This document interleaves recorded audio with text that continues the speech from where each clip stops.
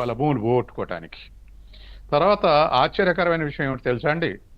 55లో చేపట్టి 69లో పూర్తయిన నాగార్జున సాగర్ ప్రాజెక్టులో ఉన్నటువంటి భూ నిర్వాసితులు కూడా ఇప్పటికి కూడా ఉన్నారు.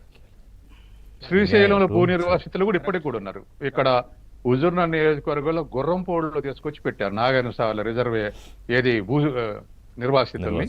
వాళ్ళ సమస్యలు ఇప్పటికి కూడా సెటిల్ కాలే. హుజూర్నగర్ నియోజకవర్గంలో ఉన్నారు వాళ్ళు.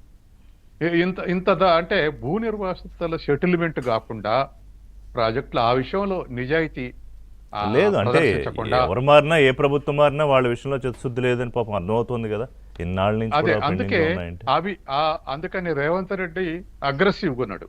ఓకే, మంచిదే. కానీ ఈ అగ్రెసివ్నెస్ మరి నిధులు తీసుకురావడంలో భూసేకరణ చేయడంలో. But at the same time ఆయనే చెప్తున్నారు వీళ్ళు కేసీఆర్ అప్పులు చేసేసాడు 8 లక్షల కోట్లు ఇవన్నీ చేసాక ఇప్పుడు అప్పు పుట్టే పరిస్థితి లేదని. మరి ఇప్పుడు ఆ అప్పులు వాస్తవే. ఎందుకంటే ఇప్పుడు మనకు ఫిజికల్ డెఫిసిట్ 3% కన్నా ఎక్కువ అలౌ చేయట్ల కేంద్ర ప్రభుత్వం. అప్పుడప్పుడు 3.5%. తర్వాత కేంద్రం ఒక ఆశ కూడా పెట్టింది, కరెంటు మీటర్లు పెట్టేటట్టయితే ఇంకో 0.5% ఫిజికల్ డెఫిసిట్ అలౌ చేస్తాం, ఇంకో 10,000 కోట్ల అప్పులు తెచ్చుకోవచ్చు అని. కానీ అప్పుడు కేసీఆర్ పెట్టలే, ఇప్పుడు రేవంత్ రెడ్డి పెట్టలేదు. ఎందుకంటే ఉచిత విద్యుత్ లేకపోతే వ్యవసాయం సగం మంది మానేస్తారు. ఇప్పటికే కష్టంగా ఉంది, సగం మంది మానేస్తారు.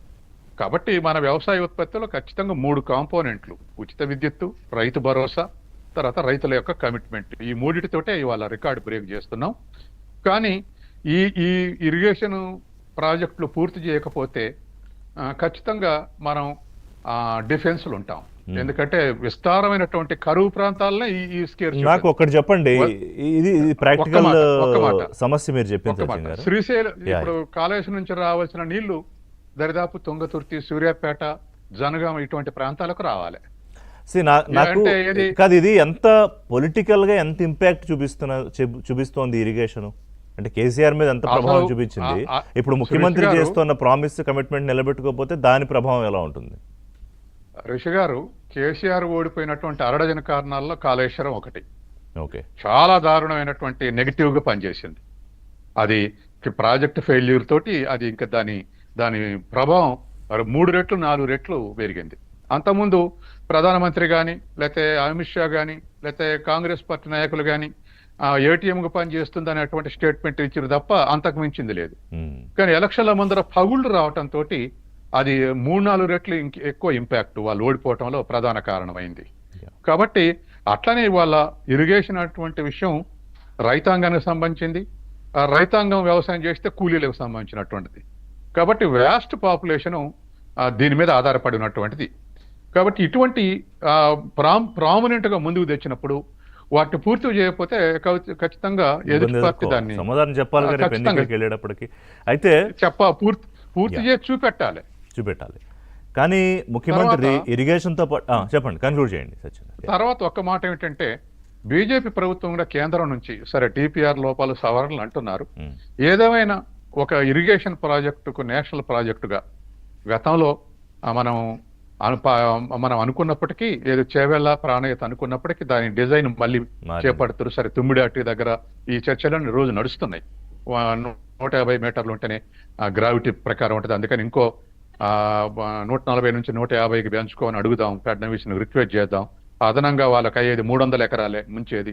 ఆ 300 ఎకరాలకి ఎంత కావాలంటే అంత ఇద్దాం అని చెప్పేసి ఇవన్నీ చర్చలు నడుస్తున్నాయి. కానీ ఒక్కటైనా ఒక నేషనల్ ఇరిగేషన్ ప్రాజెక్టు బీజేపీ చేపడితే ఖచ్చితంగా అధికారాలకు రావాలనుకుంటున్నటువంటి బీజేపీ, కాకపోతే సరిగ్గా ఎన్నికల ఏడాదిలో ఇప్పుడు బీజేపీ వాళ్ళు ఏం చేస్తారంటే నేషనల్ నెట్వర్క్ లో వచ్చేటువంటి ప్రాజెక్టులు చెప్తారు. ఇన్ని వేల కిలోమీటర్లు నేషనల్ హైవేస్ ఇచ్చాం, తెలంగాణకి ఇన్ని వచ్చాయి. ఇన్ని వందే భారత్ చెప్పాం, తెలంగాణకి హైదరాబాద్ ఇన్ని పోతున్నాయి. అంటే నేషనల్ నెట్వర్క్ లో చేసే పనులు ఏమేమి ఉన్నాయో అవి చెప్తున్నారు. రాష్ట్రానికి ప్రత్యేకంగా ఇచ్చింది ఏందనేది ఇతర ప్రతిపక్షాలు అడుగుతున్నాయి. కాబట్టి ఖచ్చితంగా బీజేపీ ప్రాస్పరిటీ ఖచ్చితంగా పెరుగుతుంది. తెలంగాణ మీద బీజేపీ ప్రధాని దృష్టి పెట్టడం అనేది ఎన్నికల విషయంలో, రాజకీయ విషయంలో మంచిదే. ఎందుకంటే మీరు అన్నట్టు జాతీయ హోదా రావచ్చు, ఇంకా కొన్ని విభజనకు సంబంధించి పెండింగ్లు కూడా కొన్ని ఉన్నాయి కదా, అవి కూడా కొన్ని ఫుల్ఫిల్ కావచ్చు. బహుశా అది ఈ ఏడాదో వచ్చే ఏడాదో మరి ఏం చేస్తారో చూద్దాం. ఒక బ్రేక్ తీసుకుందాం సచిన్ గారు. బ్రేక్ తర్వాత